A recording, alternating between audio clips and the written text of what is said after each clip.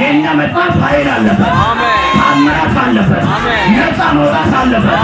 ንግግር ብቻ አይደለም፣ እውቀት ብቻ አይደለም፣ ጥቅስ ብቻ አይደለም። ማነው በደንብ አሜን ያለ?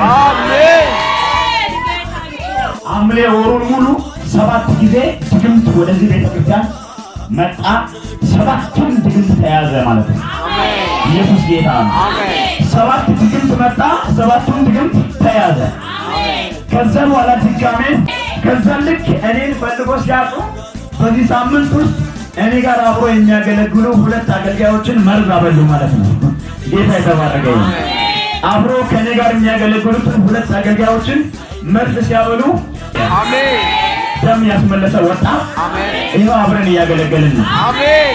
እነሱ ሲያበሉ እኔ በውሃ ቃል ያወጣው መርዙን ያስወጣው እንቀጥላለን። አሜን።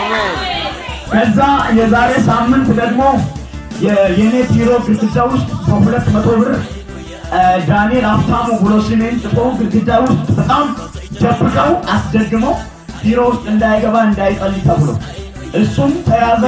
የዛሬ ሳምንት ውሃ ገዝተን በእሱ የጠጣን ነው ያገልግለን የዋልነው በ200 ብሩ ማለት ነው።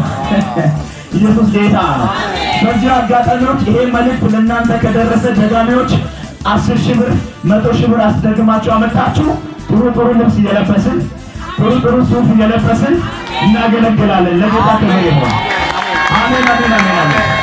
ሃሌሉያ። ተናግረን ሰው ካላመነ ኃይሉ ሲገለጥ ሰው ያምናል። ኢየሱስ